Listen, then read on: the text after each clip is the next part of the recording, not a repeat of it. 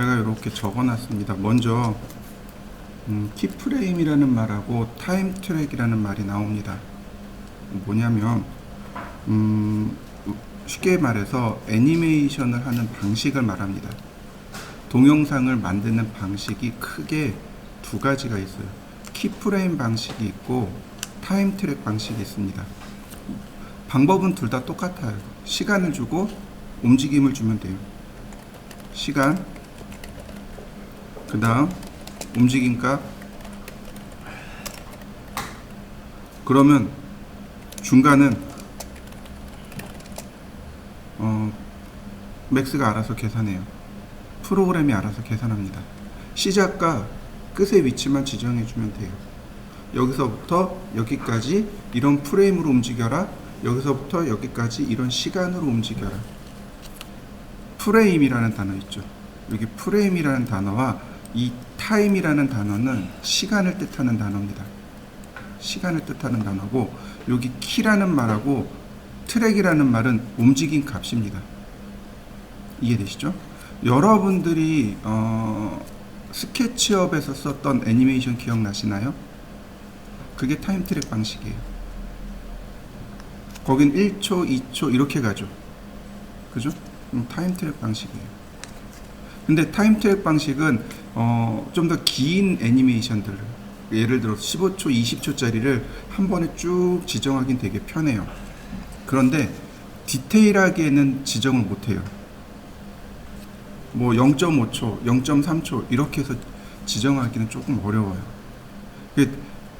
프로그램 대세는 키프레임입니다. 키는 움직임 값이라 그랬어요. 그럼 프레임은 뭐냐면, 프레임은 사진 필름 한 장을 말해요. 여러분들 그 TV나 뭐 이런 데 보시면 그 영사기 보신 적 있나요? 요즘은 디지털인데 옛날 아날로그 방식 영사기요. 여러 장의 필름이 이렇게 쭉 올라가죠. 그 필름 한 장을 프레임이라고 해요. 그래서 이 프레임을 가지고 조절을 하는 겁니다. 한 프레임 한 프레임. 그래서 프레임은 결국은 시간을 뜻하는데 이렇게 보시면 돼요. 1초에 30프레임입니다. 1초에 30프레임. 다시 말하면 사람의 눈은 1초에 30프레임, 즉 30번 깜빡이게 되면은 1초에 30번을 깜빡이게 되면 멈춰있는 사진이 아니고 움직이는 사진으로 인식을 해버립니다. 영상으로 인식을 해버려요. 사람의 뇌는 이렇게 사진들이 쭉 있는데 1초에 여러 장이 지나가면 그걸 멈춰있는 사진이 아니고 움직이는 영상으로 인식을 해버려요. 그 사진 하나를 프레임이라고 하는데 1초에 30프레임이 지나가면 눈의 피로감이 없이 가장 깔끔하게 인식을 할 수 있다고 합니다. 이 형광등 있잖아요. 형광등도 끊임없이 이렇게 꺼졌다 켜졌다 꺼졌다 켜졌다 하고 있어요. 근데 우리는 그걸 인식을 못하는 겁니다. 옛날 형광등은 60프레임짜리였어요. 60프레임짜리였고 요즘 형광등은 120프레임짜리입니다. 1초에 120번 깜빡이는 거예요. 그러니까 우리는 전혀 인식을 못하는 겁니다. 근데 이걸 어디서 인식하냐면 카메라로 촬영했을 때요. 옛날 영화, 요즘은 좀 그런 거 덜한데 이렇게 모니터라든지 이런 거 보면은 이렇게 까만 줄이 이렇게 올라가는 거 보신 적 있나요? 컴퓨터 화면 그 반만 나오는 것들 보셨을 거예요. 그게 프레임이 안 맞아서 그래요. 만약에 우리가 영상 촬영을 해야 된다 그러면 프레임 수를 맞춰놓고 촬영을 해야 돼요. 그래야 깜빡임이 없거나 혹은 이렇게 줄이 가는 현상을 막을 수 있어요. 형광등도 마찬가지예요. 형광등, 이런 TV 미디어 장치라 그러죠. 미디어 장치, 그 다음에 카메라에 프레임 수를 맞춰놓고 촬영을 하는 겁니다. 무슨 얘기인지 이해되시죠? 1초에 30프레임이 지나가면 가장 이상적이라고 합니다. 근데 요걸 뭐라고 하냐면 NTSC 방식이라고 합니다. 우리나라 TV는 NTSC 방식이에요. 미국을 따라가고 있습니다. 1초에 29.97 프레임이 지나갑니다. 거의 30 프레임이라고 해도 무방하겠죠, 그죠? 그러니까 깨끗한 화질로 TV를 시청할 수 있게 되는 겁니다. 극장은요 1초에 24 프레임이 지나가고요. 유럽 방식이 있습니다. 요걸 8방식이라고 해요. PAL 8방식이라고 하는데 1초에 25 프레임이 지나갑니다. 그러니까 유럽 TV는 1초에 25 프레임이 지나가고요. 우리나라 TV는 1초에 29.97 프레임이 들어갑니다. 그럼 어떤가요? 우리나라가 TV가 조금 더 좋은 거죠, 그죠? 영상미가 조금 더 좋은 거죠. 근데 가만히 생각해 보세요. 여러분들 그런 거 들어보셨나요? 시네마틱 모드 휴대폰에서, 자, 극장이 24 프레임이죠. 시네마틱 모드가 뭐예요? 결국은 프레임 수를 24 프레임으로 맞춰놓고 영상을 찍으면 돼요. 그게 시네마틱 모드가 돼요. 무슨 얘기인지 이해되시나요? 내가 휴대폰을 가지고 영상을 촬영하고 싶은데 극장에서 보는 것처럼 그렇게 촬영하고 싶어요. 그럼 뭐부터 맞추는데요? 첫 번째로? 네, 맞아요. 프레임 수를 맞추시면 돼요. 1초에 24 프레임. 그러면 일단 첫 번째 시네마틱 모드가 들어갑니다. 그 다음에 이제 뭘 맞추면 돼요? 이제 그 색톤을 맞춰야죠. 그죠? 우리는 그러니까 극장에서 들어가는 그 필름이 조금 오래된 듯한 느낌? 그리고 디지털은 조금 더 선명하죠? 색상이. 그러니까 그 색톤을 조금 낮추는 거죠. 색상을 조금 보정해서 주면 그게 곧 시네마틱 모드가 되는 거죠. 그러니까 갤럭시나 이런 모드는 그게 그런 기능을 제공 안 하는 거고, 아이폰은 그런 기능을 이제 프로그램으로 만들어서 제공해 주는 거고, 그게 곧 시네마틱 모드가 됩니다. 옛날에, 아주 먼 옛날에 70년도 80년도 요때 어떤 일이 있었냐면 그 우리나라에 중동붐이 일었었어요. 중동붐이 뭐냐면은 그 중동에 그 건설붐이 일어났었어요. 지금도 이제 우리나라가 많이 가 있긴 한데 80년대, 70년대, 80년대에 중동에 건설붐이 엄청 일어나서 우리나라에서 그쪽으로 많이 파견 나가서 일을 하고 오셨어요. 우리 할아버지 세대들. 근데 그때 어떤 일이 있었냐면 이제 이제 파견이 다 끝나고 집에 들어오잖아요. 그럼 중동 쪽에선 TV가 쌌단 말이에요. 우리나라는 이제 칼라 TV가 이제 그때 막 나올 때라 칼라 TV를 많이 들고 왔어요. TV가 많이 싸고 그거 딱 집에 들고 오면 이제 집에서 아이들이 칼라 TV로 보니까 좋겠다 그러고 칼라 TV를 사갔다가 그거 다 버렸어요. 왜요? 중동은 8방식이고 우리나라는 NTSC 방식이고. 그게 아주 유명한 일화 중에 하나예요. 그러니까 옛날에 그런 거 있었어요. 지금 어디지? 그 독일 마을, 저쪽 남해 가면 독일 마을 있죠. 그죠? 가보셨나요? 저도 몇 번 가봤는데 이쁘죠. 그분들이 이제 그 중동 붐이 일어난 것처럼 그 독일에서 이제 우리나라랑 협약을 한 거예요. 광부하고 간호사를 그러니까 그 인력들을 파견 보낸 거죠. 그래서 그분들이 거기서 일하고 귀국해서 독일 마을로 만들어서 살고 계신 거죠. 마찬가지로 70년대 때 그런 일들이 있었어요. 이게 안 맞아가지고 문제가 됐던 거죠. 근데 여러분들 재패니메이션이라는 말 들어보셨나요? 일본 애니메이션이요. 일본 애니메이션, 재팬이죠. 그 다음에 애니메이션 합쳐가지고 재패니메이션이라고 하는데, 얘네들은 1초에 16프레임을 씁니다. 16프레임이요. 애니메이션을 만들 때는 한 프레임씩 다 만들어 가지고 그거를 쭉 영상으로 만들어야 돼요. 근데 한 프레임씩 만드는 게 되게 비용이 많이 들어가요. 그래서 거의 뭐 노동 집약형이라고 하죠. 인력이 사람이 많이 들어가서 이제 작업을 해야 돼요. 근데 1초에 24프레임 들어간다고 생각해 보시죠. 1초에 16프레임 넣는 거하고 24프레임 넣는 거하고 어떤가요? 프레임 수가 약 8프레임 정도가 빠지죠. 그만큼 인건비가 절약이 되는 거죠. 근데 재패니메이션이라고 불리는 이유는 영상미가 뛰어나서 그래요. 영상도 좋고, 그 다음에 영상이 이렇게 물 흘러가듯이 잘 흘러가요. 근데 프레임 수는 16프레임인 거죠. 그래서 이런 쪽으로는 일본이 되게 머리를 잘 썼다라고 이야기합니다. 참고로 맥스는 키프레임 방식입니다. 키프레임 방식이에요. 그러면 화면을 보면, 화면 하단에 보면 이렇게요. 바로 이 부분 보이시나요? 이 화면에 우리 몇 번 해봤죠, 그죠? 얘네들이 다 프레임이란 뜻이에요. 100프레임까지. 100프레임이면 30프레임이 1초예요. 30프레임이 1초입니다. 그러면 90프레임이면요. 3초죠. 그 3초에서 조금 더 준 거죠. 그죠? 3초 3 정도.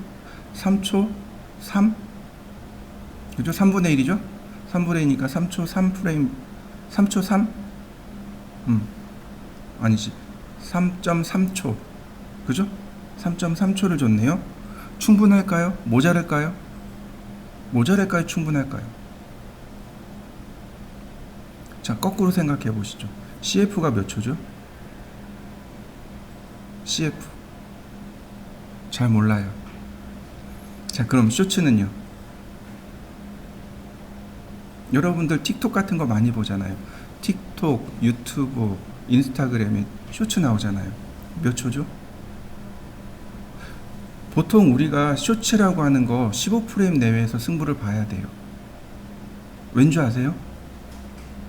CF 광고가 15초예요.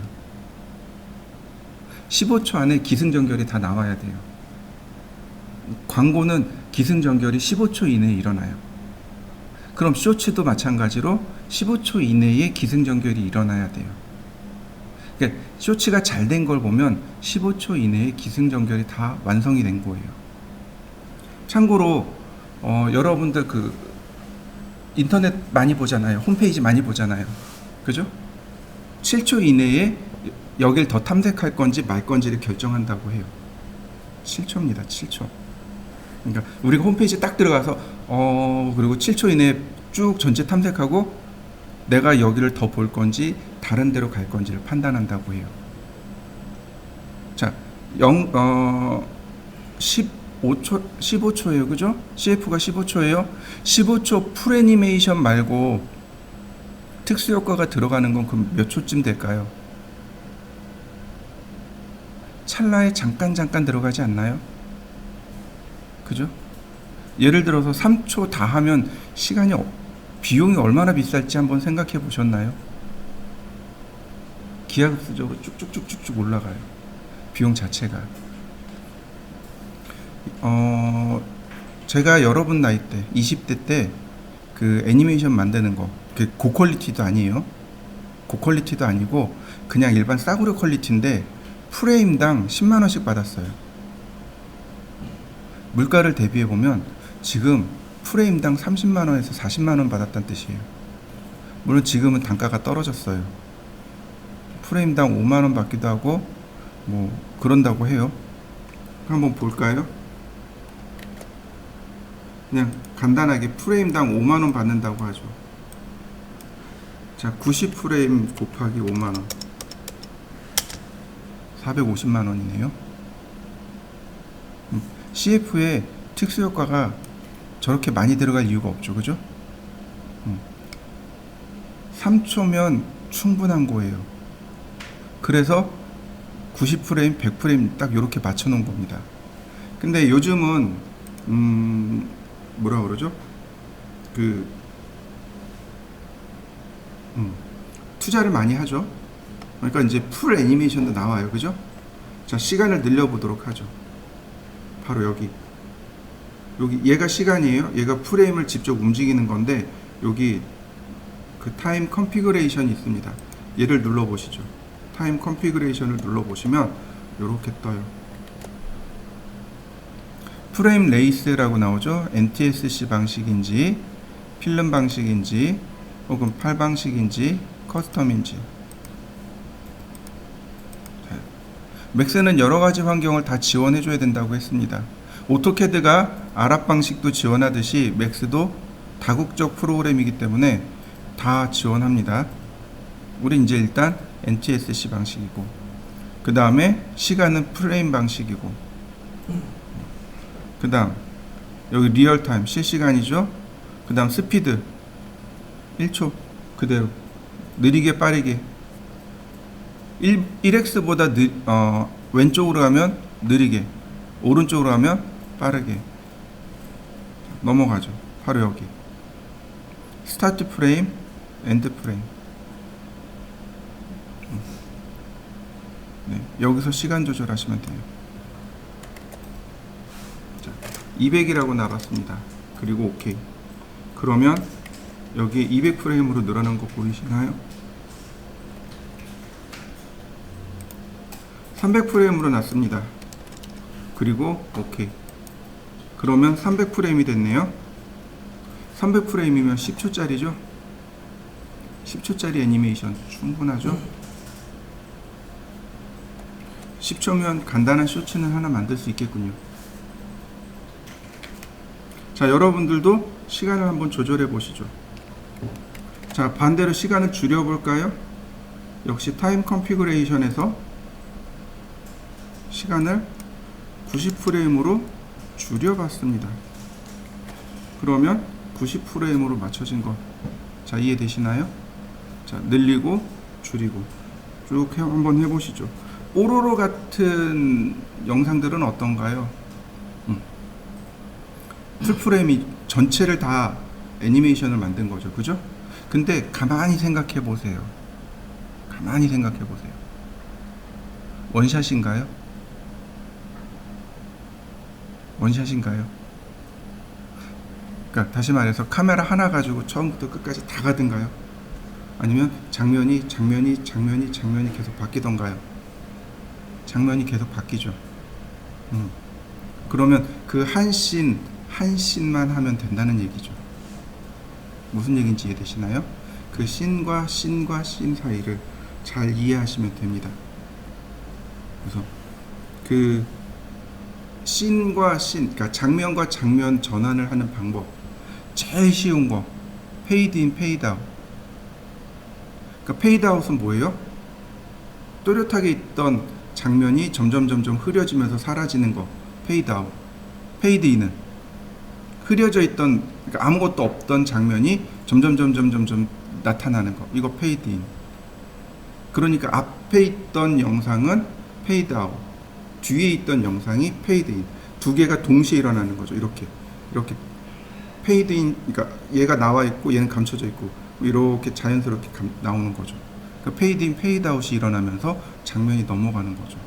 그것만 있겠어요? 이렇게 옆으로 밀어가면서도 되고, 그 다음에 뒤집어지면서도 나올 거고, 뭐 위아래 이렇게 올라갈 수도 있는 거고. 장면과 장면을 내가 어떻게 넣을 거냐 이거죠. 그러니까 재밌는 건 이런 거죠. 이렇게 종이책 넘기듯이 이렇게 쓱 넘어갈 수도 있는 거고, 그죠? 페이드 인, 페이드 아웃을 뭐 몇 프레임 사이에 일어날 거냐 이거죠. 근데 여러분들 TV 들어가서 가만히 한번 보세요. 장면 전환이 뭐 0.5초 안에 다 일어나요. 저는 이렇게 막 2초, 3초 이렇게 줘봤거든요. 근데 되게 자연스럽긴 한데 뭔가 조금 이상해요. 시간도 너무 많이 들어가고. 근데 TV 같은 데 보면 장면 전환이 되게 굉장히 빨라요. 전환 자체가 그냥 휙휙 들어가요. 그리고 뭐 그렇습니다. 자, 그럼 간단하게 애니메이션을 한번 해보죠. 자, 제가 구슬을 하나 만들었습니다. 여러분들도 하나 만들어 보시죠. 그 다음 여기 나와 있는 오토키, 이 오토키를 눌러야 애니메이션이 비로소 활성화된 겁니다. 애니메이션을 활성화시키고 오토키 눌러서 애니메이션을 활성화시키고 시간을 쭉 줍니다. 0에서 100으로 그 다음 이동시킵니다. 그러면 여기에 이렇게 점 생긴 거 보이시나요? 요 점이 움직임 값이에요. 키 값입니다. 키 값이 되는 거고, 자, 그 다음에 이제 또 하나 디스플레이 탭으로 갑시다. 선택한 상태에서 디스플레이 값으로 들어가서 맨 아래로 내립니다. 여기 우리 여기서 몇 개 썼죠, 그죠? 뭐 쉬운 거 있고, 디스플레이 에즈 박스, 화면상에 뭐로 보여요? 상자로 보입니다. 디스플레이 에즈 박스, 이런 것도 있고, 뭐 백스페이스 컬, 이거 뒷면 보이기, 벌텍 스틱, 정점 보이기, 시스루, 반투명하게, 이런 내용이 있는데, 여기 중간에 트래젝토리라는 게 있습니다. 애니메이션 할 때는 이 트래젝토리를 켜놓고 하시면 좋아요.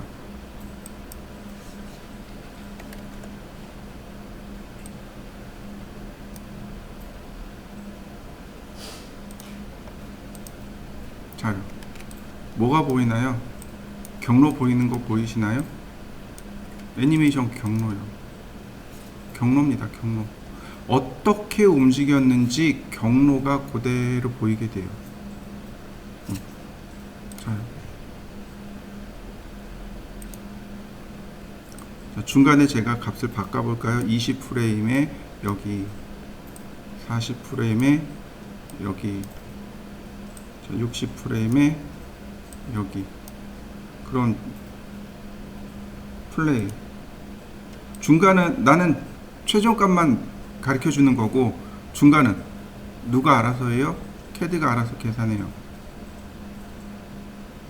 자, 한번 해보시죠. 자,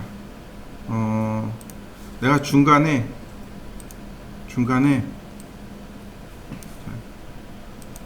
이렇게 프레임 맞추고서 움직여 보면 이렇게 얼마든지 움직일 수 있어요. 얼마든지 움직일 수 있습니다. 얼마든지 이렇게 움직일 수 있어요. 근데 이런 것도 가능해요. 내가 이렇게 프레임을 그러니까 키값을 선택할 수 있습니다. 키값을 선택해서 이렇게 움직여 줄 수 있어요. 80프레임으로 간 거죠. 선택하고 이렇게 이동해 줄 수 있습니다. 자, 이해되시나요? 심지어 이걸 선택한 다음에 델 키를 누르면 어떻게 돼요? 키값이 삭제도 됩니다. 자, 한번 해보시죠. 이동하고 삭제하고. 자, 다시 보겠습니다. 자, 지우고, 이번엔 제가 사각형을 그리죠. 박스. 제가 박스를 이렇게 그렸고 트래젝토리를 켰습니다. 선택하고 오른쪽 버튼 누르게 되면, 선택하고 오른 버튼 누르고 프로퍼티스가 여기 있네요. 오브젝트 프로퍼티스. 그럼 여기에도 똑같이 있어요. 여기도 트래젝토리라든지 쇼 프리징 그레이라든지 뭐 이런 내용들이 여기 똑같이 있습니다. 여기서 보셔도 좋습니다. 자, 똑같아요. 똑같이 할 겁니다. 20프레임에 여기, 40프레임에 여기, 자, 60프레임에 여기, 80프레임에 여기. 자, 제가 이렇게 똑같이 줘봤습니다. 자, 여러분들도 한번 이렇게 만들어 보시죠. 그 다음에 최종 프레임은 80으로 고치겠습니다.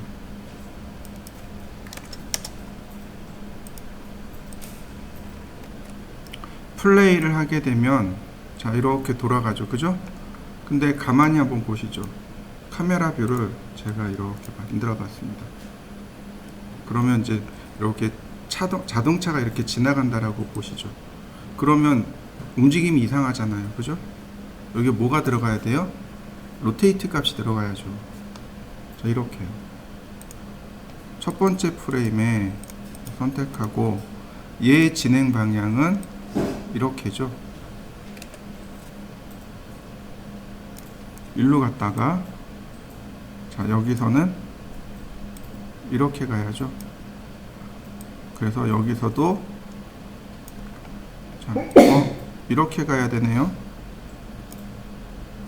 자 여기서도 이렇게 가야 되네요. 여기서는 자 이렇게 옵니다. 자 그랬더니 어떻게 돼요? 중간이 이상하죠, 그죠? 첫 번째에서 두 번째로는 뭐 그렇다 쳐요. 여기는 자 제가 C프레임에 얘 방향이 이렇게 돼야 되는 거잖아요. 한 번 더 줘야 되는 거죠. 이렇게 50프레임에도 이렇게 줘야 되는 거고. 자요 어떤가요? 쭉 움직이는 거 보이시나요? 자 여러분들도 그러면 어떤가요? 자동차가 멀어지는 애니메이션이 일어나는 거 보이시나요? 자 한번 해보시죠. 움직임 값을 계속 중간중간에 이렇게 제어를 해주지 않으면 얘네들이 이렇게 부드럽게 움직이진 않습니다. 자 이번에는 스케일도 한번 줘볼까요? 스케일이 세 가지예요. 한 번도 이 마지막 스케일을 써본 적이 없을 겁니다. 이 마지막 스케일은 스쿼시라고 하는데 최적이 일정한 축척, 최적이 일정한 상태로 움직이는 크기 변형을 스쿼시라고 합니다. 무슨 얘기일까요? 자 예를 들어서 농구공이 있어요. 농구공을 이렇게 탕 튕겨요. 그럼 바닥에 튕길 때 어떻게 돼요? 농구공이 찌그러지겠죠. 다시 이렇게 튕겨 나가면 농구공이 위아래로 이렇게 찌그러지겠죠. 그죠? 이게 위아래로 늘어났다 줄어들었다 하겠죠. 그죠? 근데 그거는 농구공이 커지거나 작아지는 게 아니죠. 그 안에 있는 공기의 부피가 똑같은 거죠. 그죠? 그게 최적이 일정한 스케일. 그걸 스쿼시라고 합니다. 무슨 얘기인지 되시나요? 그러니까 실제로 우리 사례에서 부피가 늘어나면서 이렇게 커지는 거는 풍선 같은 경우는 부피가 늘어나겠죠. 근데 농구공 같은 건 어떤가요? 부피가 늘어나는 게 아니죠. 그죠? 그 안에서 똑같이 커지거나 작아지거나 한단 말이죠. 그래서 우리가 그걸 뭐라고 하냐면 최적이 일정한 스케일이라고 합니다. 근데 어쨌든 자 제가 여기다 스케일을 줄 겁니다. 주고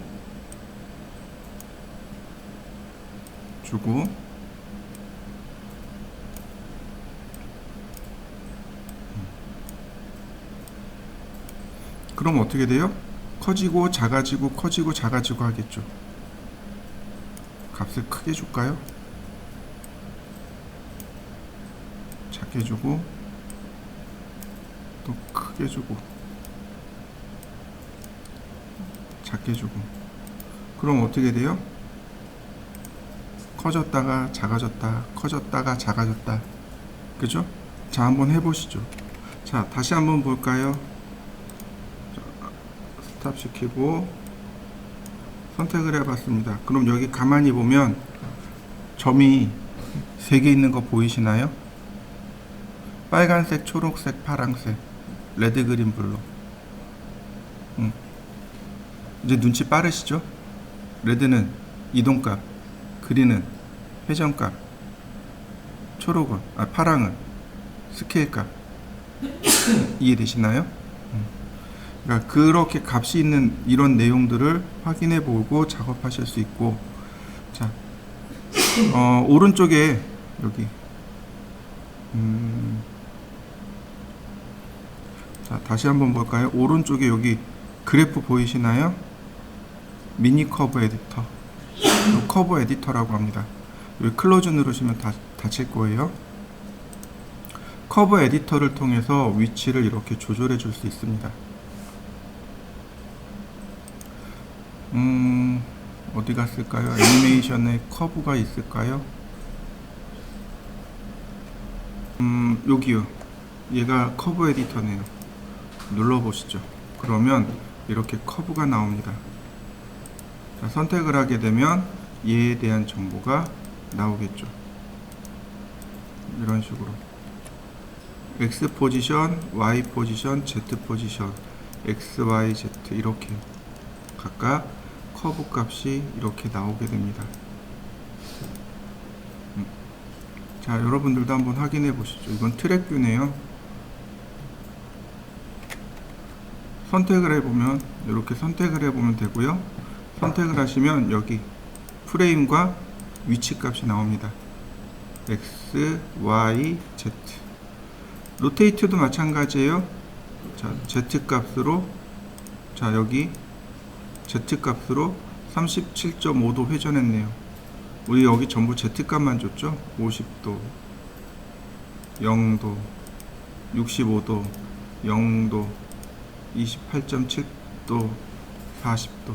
자, 스케일도 마찬가지 100%. 자, 그 다음에 여기는 안 나와 있네요, 기록이. 이런 식으로. 자, 여러분 다 한번 확인해 보시죠.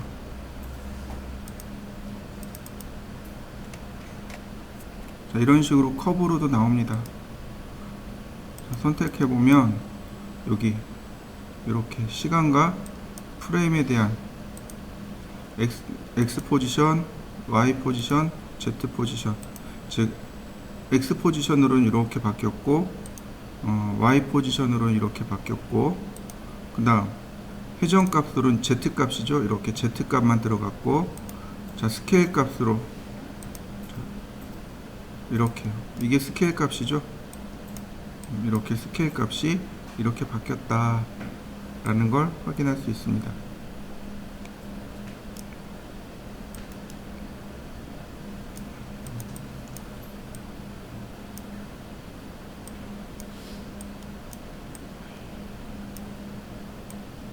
이렇게. 그 다음에 이제 여기 나오면 이런 핸들을 가지고도 애니메이션에 대한 값을 조절해 줄 수 있는 거죠. 이렇게 조절이 가능합니다. 다 같이 뭐 여기서부터 컨트롤 키를 눌러 놓고 보면 얼마든지 내가 원하는 내용들을 볼 수 있겠죠. 이렇게.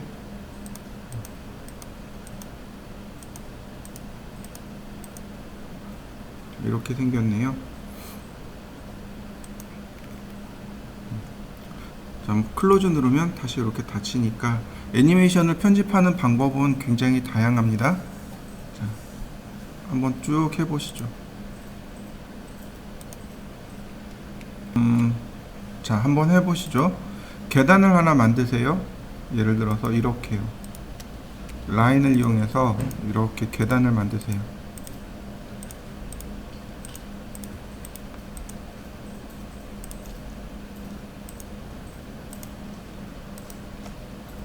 자, 익스트루드 돌출하기죠.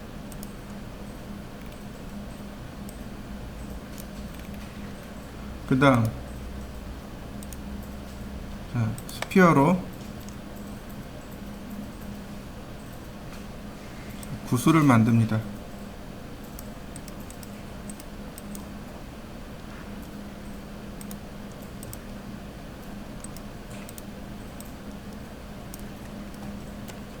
이 구슬이 이렇게 튕겨서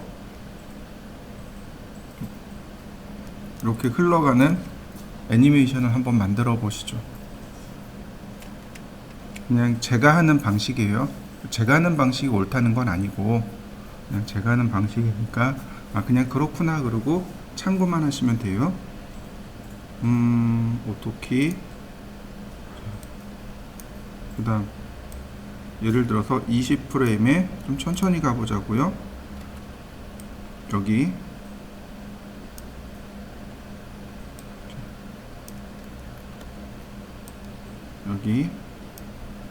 그 다음 40프레임에 여기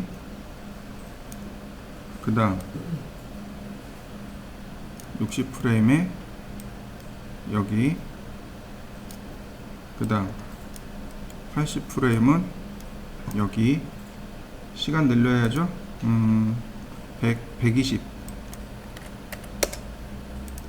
자, 그 다음 100프레임에 여기 120프레임에 대략 여기. 그 다음 자 10프레임에 얘는 10프레임에 이러면 안 되는구나. 프레임 수가 달라지겠군요. 다시 20프레임을 더 늘립니다. 140프레임 쭉 선택하고 뒤로 밀었습니다. 자, 20프레임에 얘는 여기. 그냥 곧장 내려오는 걸로 천천히 내려오는 거죠. 0프레임에서 20프레임까지 천천히 내려올 거고요. 그 다음에 10프레임 단위로 위로 들어주면 되죠. 이렇게.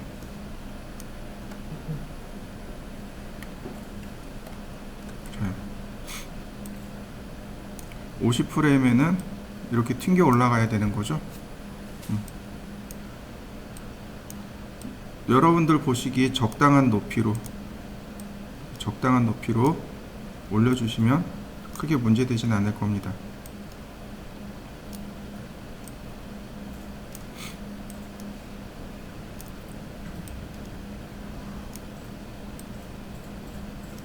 자, 그러면 플레이를 하면 뭐 좀 느리긴 하겠지만 그냥 애니메이션 이렇게 일어나는 거 보이시죠? 근데 문제가 조금 있어요. 몇 가지가 문제가 있습니다.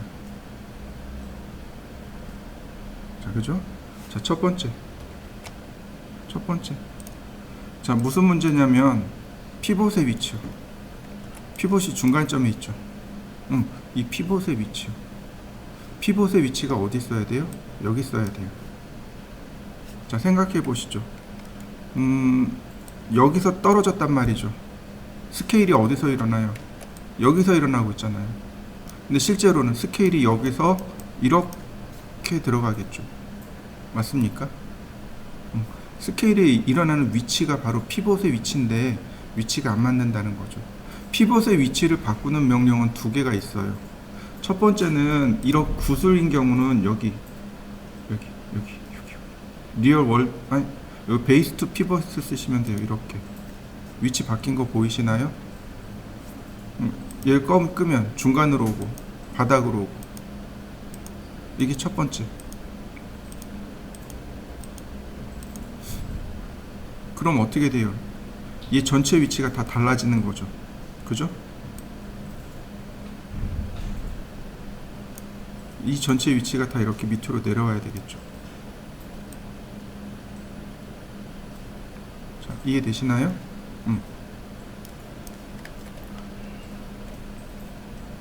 두 번째 방법은 바로 여기에요. 바로 요 하이어라키의 피봇이요. 하이어라키의 피봇입니다. 피봇 온리를 누르면 이렇게 피봇의 위치를 내 마음대로 조절할 수 있어요. 자, 다시 볼까요? 피봇 온리를 누르면 내가 이렇게 피봇의 위치를 조절해 줄 수 있습니다.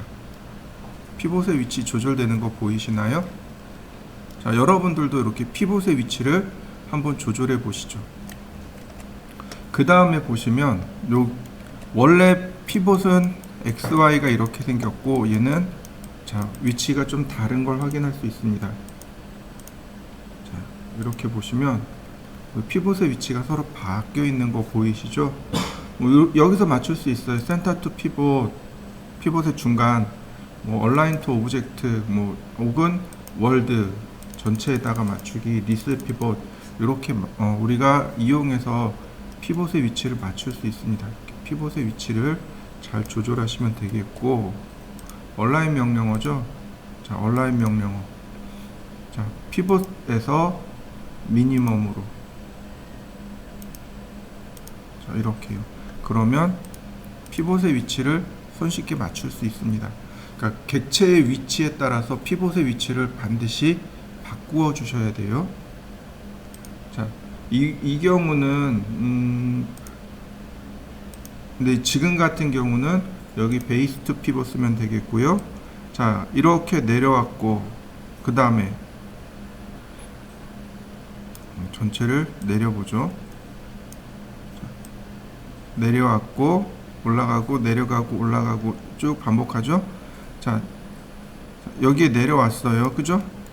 근데 뭐가 돼야 돼요? 스쿼시가 일어나야 돼요. 그래서 제가 여기다가 스쿼시를 이렇게 찌그러뜨렸습니다. 그랬더니 어떻게 돼요? 아이고, 이런.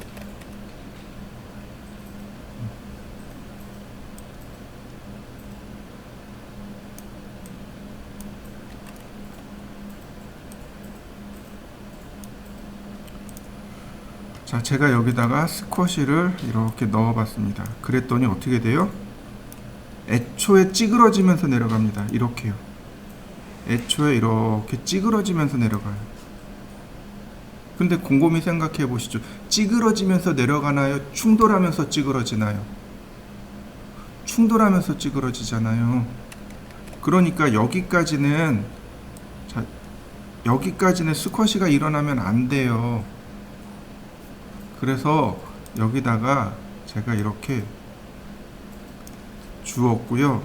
그 다음에 짧은 시간 내에 이렇게 확 찌그러져야 돼요. 그래서 여기서 확 찌그러졌다가 다시 쭉 펴지는 이런 식으로 이렇게. 근데 여기는 원래대로 되돌아와야 돼요. 이렇게. 그죠? 자, 어렵다면 트랜스폼 타입인을 쓰시면 돼요. 100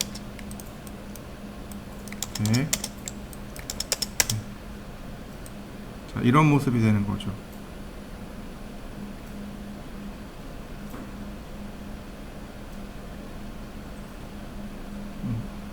자, 그 다음에 여기서 얘네들을 조절해 주는 겁니다.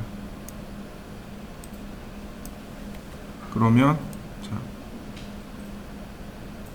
이런 식으로 조절이 되겠죠.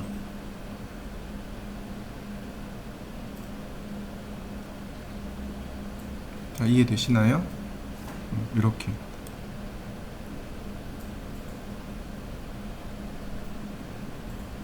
찰나적으로 찌그러지면서 이렇게 움직여지겠군요. 자, 여기도 똑같겠죠. 스쿼시를 똑같이 줍니다.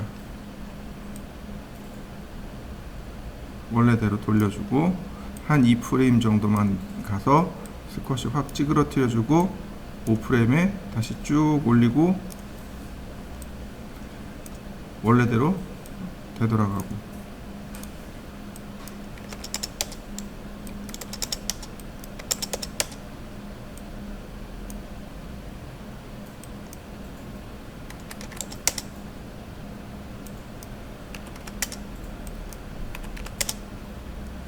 그러면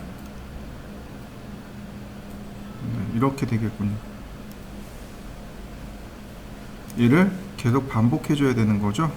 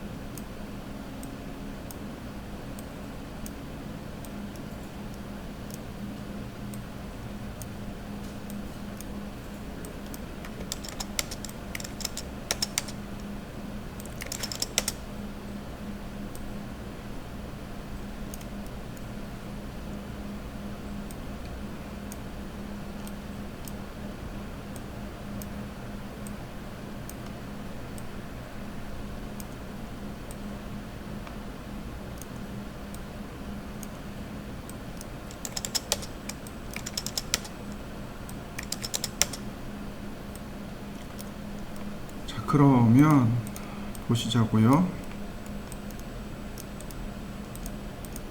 그럼 플레이하면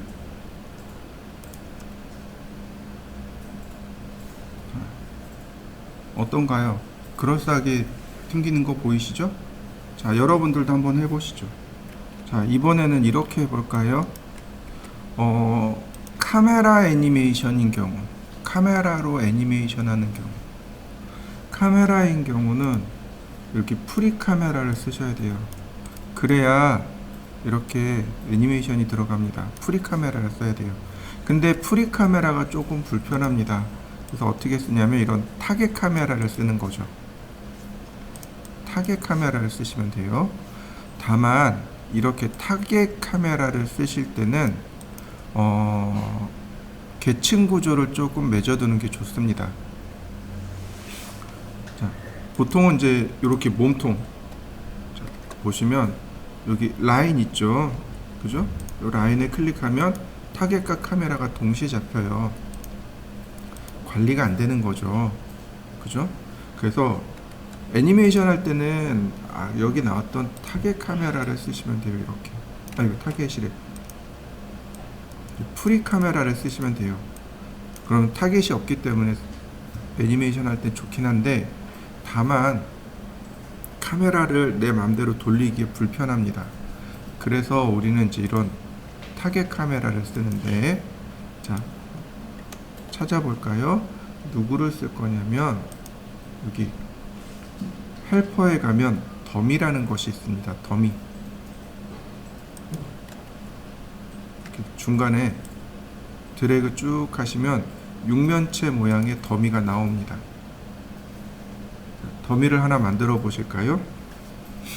이 더미라는 단어를 어디서 쓰냐면 자동차 충돌 실험에 보면 마네킹을 차에다 탑재해 놓고 그 마네킹에 들어가는 가해지는 압력이나 이런 것들을 가지고 사람 사고 이 정도의 사고가 나면 사람한테 이 정도의 압력이 오겠다라고 그 마네킹을 세워 놓잖아요. 그 마네킹의 이름이 더미입니다. 더미예요, 더미. 가상의 객체란 뜻이에요. 가상의 오브젝트인데 실제로 렌더링 되지는 않고, 보시면 렌더링 되지는 않아요. 렌더링 되지는 않고 그냥 말 그대로 가상의 객체입니다. 자, 이해되셨나요? 그 다음 이렇게 더미를 만든 다음에 우리가 해야 될 게 이제 링크를 만들어야 됩니다. 하이어라키, 계층 구조를 만들어야 되는데, 여기 보면 링크가, 셀렉트 링크가 있고 언링크 셀렉션이 있습니다. 바로 이거예요. 자, 이렇게 두 개를 클릭해서 선택한 다음 링크, 자, 드래그 합니다. 쭉 드래그해서 더미에다가 갖다 놓고, 지금 계속 드래그 하는 중이에요. 요때 마우스 딱 대면 더미에 링크가 걸립니다. 요게 계층 구조라고 합니다. 계층이 걸리게 돼요. 그럼 어떤 일이 발생하냐면 타겟 움직여요. 카메라 움직여요. 근데 더미를 움직이면 같이 딸려가요. 제가 이제 잘 이야기하는 걸로 이런 거요.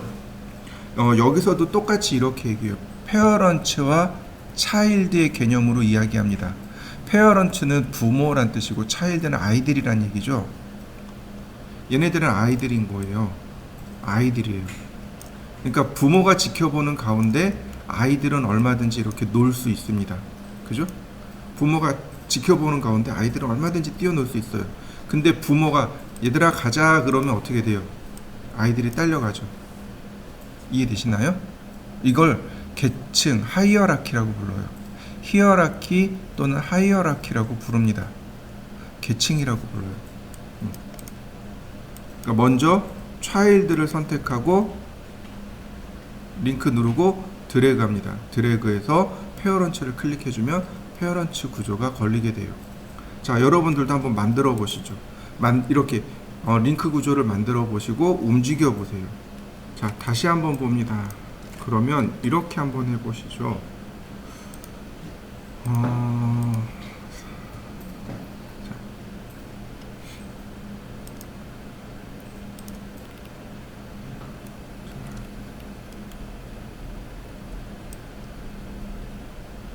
전시장이 있다라고 가정을 해보죠. 그러면 여기에 기둥이 있겠죠.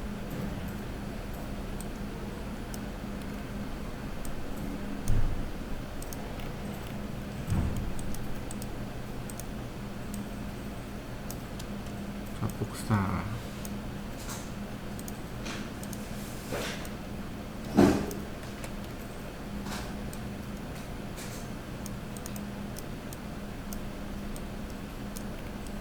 그리고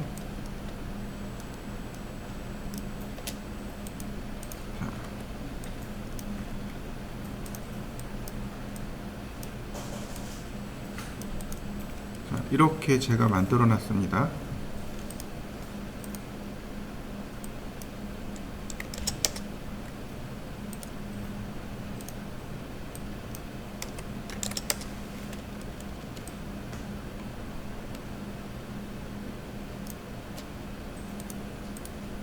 그죠? 그럼 여기에다 카메라를 하나 만들고, 뭐 프리 카메라든 타겟 카메라든 상관없습니다. 자, 이렇게요. 이렇게 들어와서 기둥 뒤로 돌아서 이렇게 나가는 애니메이션을 만드시면 됩니다. 다시 한번 볼까요? 자, 이러면 안 보이네. 자, 와이어 프레임.